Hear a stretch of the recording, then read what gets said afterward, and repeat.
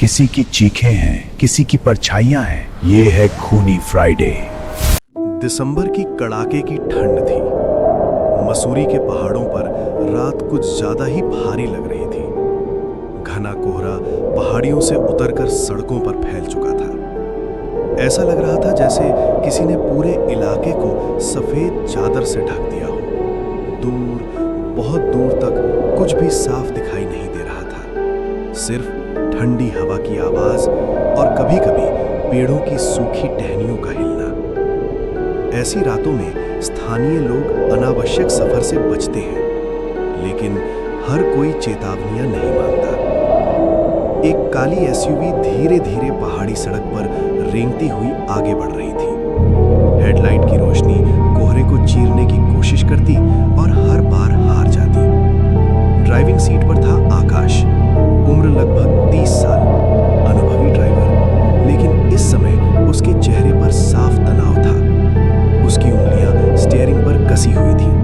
वो बार-बार आगे झुककर सड़क देखने की कोशिश कर रहा था। बडर वाली सीट पर समीर बैठा था, आराम से, जैसे सब कुछ सामान्य हो। उसके हाथ में मोबाइल था और स्क्रीन पर मैप खुला हुआ था।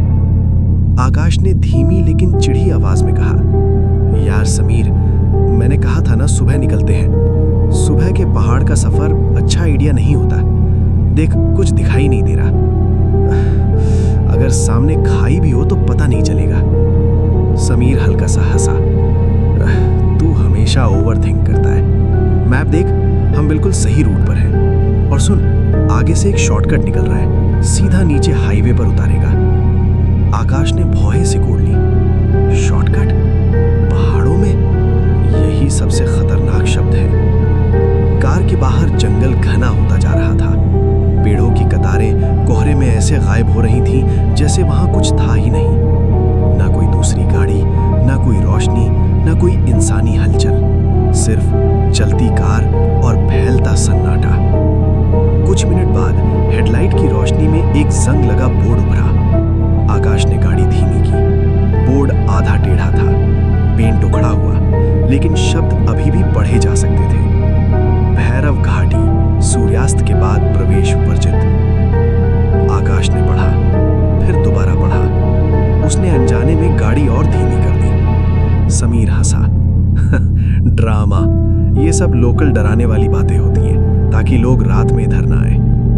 लेकिन आकाश ने नोटिस किया, बोर्ड नया नहीं था, बहुत पुराना था, और उस पर हाल ही में लाल रंग से एक ताजा निशान बना था, जैसे किसी ने हाल में चेतावनी दोहराई हो। लेफ्ट ले, समीर ने कहा। मैप स्क्रीन चमकी। एक पतली लाइन जंगल के अंदर जाती दिख रही थी। आकाश ने 2 सेकंड सोचा, 3 सेकंड, फिर स्टीयरिंग मोड़ दिया। कार कच्चे रास्ते पर उतर गई। तुरंत फर्क महसूस हुआ। सड़क ऊबड़-खाबड़ थी और ठंड अचानक बढ़ गई, असामान्य रूप से, जैसे तापमान एकदम गिर गया हो। समीर ने नाक से कोड़ ली। तुझे कुछ अजीब स्मेल आ रही है? आकाश ने गहरी सांस ली। हाँ, एक गंध थी, बंद कमरे की, नमी की, और कुछ सड़ा हुआ जैसा, जबकि वे खुले जंगल में थे।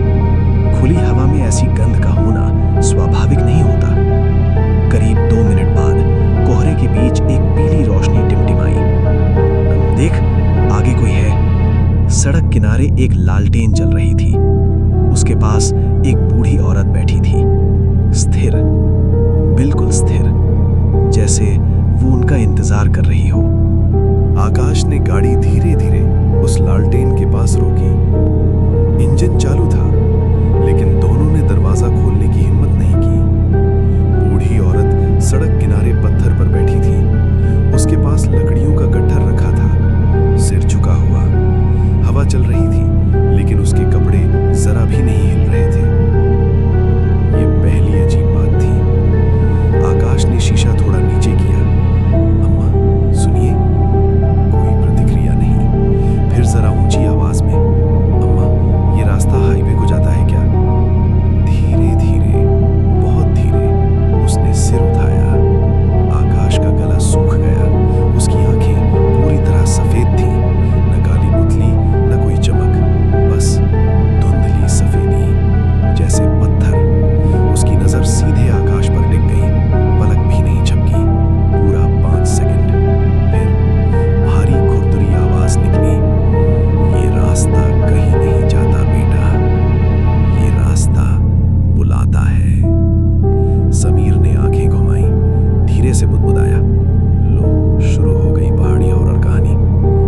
बूढ़ी औरत बोलती रही, वापस मुड़ जाओ, अभी भी समय है, आगे मृग तृष्णा का जाल है। मृग तृष्णा, भ्रम, छलावा। जो दिखे वो होता नहीं, जो होता है वो दिखता नहीं। आकाश ने अनजाने में शीशा ऊपर कर दिया। उसके हाथ हल्के कांप रहे थे। चलें, उसने धीरे से कहा। समीर ने हाथ हिलाया। हाँ भाई चलो, टाइम वेस्ट मत करो। गाड़ी आगे बढ़ी, सिर्फ 6-7 सेकंड। आकाश ने आदत से रियर व्यू मिरर देखा और उसका दिल एक पल को रुक गया। वहां कोई नहीं था, न बूढ़ी औरत, न लकड़ियां, न बैठने का पत्थर। सिर्फ सड़क के किनारे एक अकेली लालटेन जल रही थी। समीर, उसकी आवाज सूखी थी। वो औरत कहाँ गई? समीर ने पीछे देखा, चेहरे से मुस्कान गायब। भाई, तूने गाड़ी रोकी भी नहीं थी इतने देर कि वो चलकर जाए। उसी पल हेडलाइट एक बार झपकी, 2 बार, 3 बार। डैशबोर्ड की लाइटें फ्लिकर करने लगी। रेडियो अपने आप ऑन होकर स्टैटिक देने लगा। फिर इंजन बंद, पूरी तरह। गाड़ी रुक गई, जंगल के बीच, कोहरे के अंदर।